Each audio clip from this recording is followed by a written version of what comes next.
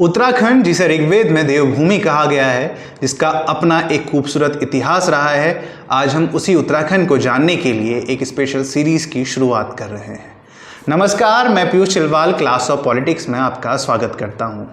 इतिहास हमें हमारे अतीत के करीब लाता है और अतीत हमें विरासत में मिली संस्कृति की, जिसे ऐतिहासिक ग्रंथों में ब्रह्मपुर या फिर हिमवंत भी कहा गया है। उस उत्तराखंड की प्राचीन प्रजातियों के बारे में आज हम बात करेंगे।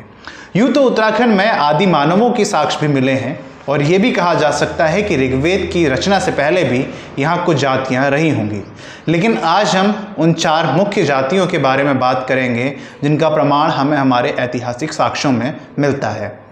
पहली जाति है कोल, दूसरी है किरात, तीसरी है खश, चौथी है शक, जिसे शौका या फिर भोटांतिक भी कहा जाता है।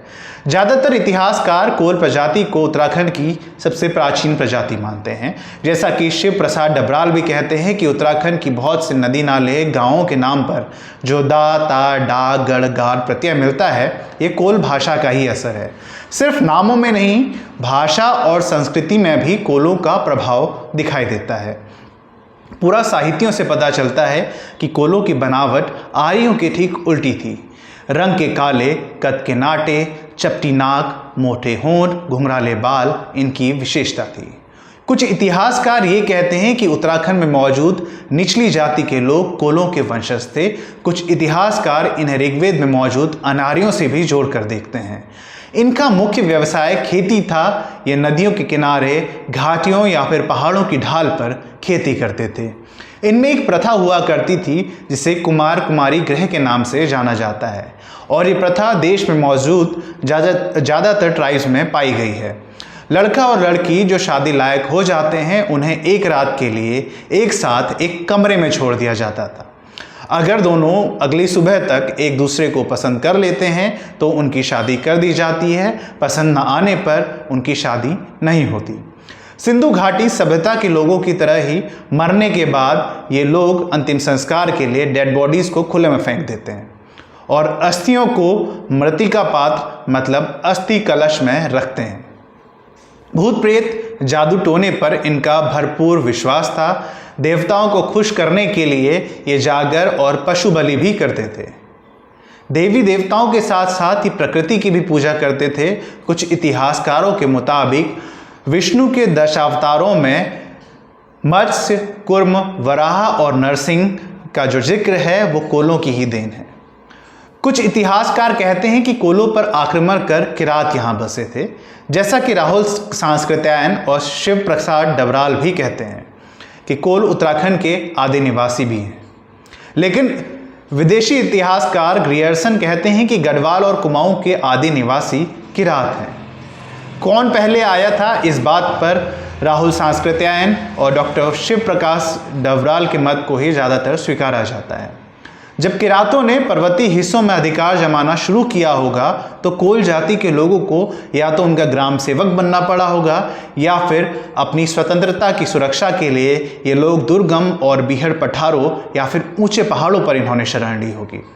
किरातों को कीर, किन्नर, किरपुरुष के नाम से भी जाना जाता है। स्कंद पुराण के केदारखंड में किरातों के लिए भिल्ल शब्द का इस्तेमाल हुआ है। यूनानी राजदूत मेगस्थनीज ने अपनी किताब में किरातों के होने का जिक्र किया है। महाभारत के सभा पर्व, वन पर्व तथा भीष्म पर्व में भी किरातों का जिक्र मिलता है। महाकवि कालिदास के महाकाव्य रघुवंश में भी किरातों का जिक्र किया गया है। उत्तराखंड में निम्न जाति के लोग, जिन्हें हरिजन, शिल्पकार या डोम कहते हैं, उन्हें किरातों का वंशज माना जाता है। लंबे वक्त में किरातों ने कोलों के साथ वैवाहिक संबंध भी बनाए होंगे। किरातों को मंगोलों से संबंधित भी माना जाता है। चपटा चेहरा, चपटा माथा, चपटी या छोटी नाक, चेहरे पर दाढ़ी मूंछों की कमी, पीला या गेहुआ चेहरा, नाटा कद होने की वजह से इन्हें मंगोलों से जोड़कर देखा जाता है। किरातों के बारे में कहा जाता है कि ये घुमंतु पशुपालक थे जो मौसम के हिसाब से अपना ठिकाना बदल देते थे। संयुक्त परिवार यानी कि जॉइंट फैमिली सिस्टम में इनका विश्वास था और शिव को ये अपना आराध्य देव मानते थे।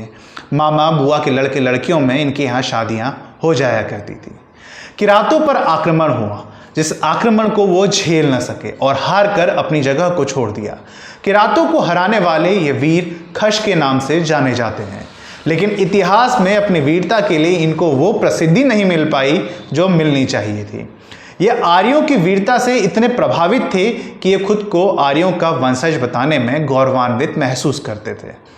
खशों की वीरता के प्रसंग महाभारत, मनुस्मृति, मुद्राराक्षस, बृहद संहिता जैसे भारतीय ग्रंथों के साथ साथ टॉलमी, पिलनी, अलबरूनी जैसे विदेशी लेखकों की किताबों में भी मिलता है। खश लंबी चौड़ी कदकाठी, गेहुए रंग, लंबी नाक, चेहरे पर घनी दाढ़ी, मूछों से युक्त थे। ये महाभारत काल में से मुगल काल तक अच्छे सिपाहियों के रूप में जाने गए। सन 1885 में अंग्रेजों ने खशों को शूद्रों में शामिल कर लिया था। खशों में गरजवाई रखने का प्रचलन था। पुश्तैनी संपत्ति पर सबसे बड़े भाई का हक बाकी भाइयों के मुकाबले ज़्यादा होता था। इस प्रथा को जेठो कहते थे। और अगर कोई महिला दूसरी शादी कर ले तो पहले पति से हुए बच्चे को झटेला कहते थे। इनमें विधवा औरत को अपने घर किसी पुरुष को वैध या फिर अवैध तरीके से रखने का भी अधिकार था। इस प्रथा को टेकवा कहते थे। दूसरे पुरुष से शादी के बाद भी वंश पहले पति के हिसाब से ही चलता था और दूसरे पति से हुए बेटों को भी पैतृक संपत्ति में हिस्सा मिलता था। इनमें परिवार की सबसे बड़ी बेटी को मंदिर में दान करने की भी प्रथा थी, जो बिल्कुल देवदासी प्रथा की तरह ही लगती है। मौजूदा वक्त में उत्तराखंड में रह रही कोई भी जाति अपने आप को खश कहलवाना पसंद नहीं करती है।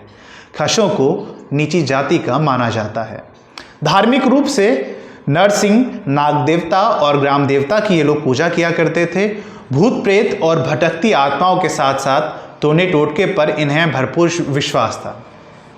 अगली वीडियो में हम चौथी जाति यानी कि शक, जिसे शौका या फिर भूटांतिक भी कहते हैं, उसके बारे में बात करेंगे। तब तक के लिए मैं आपसे विदा चाहूँगा। और अगर आपने अभी तक हमारा चैनल सब्सक्राइब नहीं किया है तो आप हमारे चैनल को सब्सक्राइब कर लें, साथ में नोटिफिकेशन बेल आइकन पर भी क्लिक करें और इस वीडियो को अपने दोस्तों और अपने परिवार वालों के साथ शेयर करें। धन्यवाद। जय हिंद, जय देवभूमि।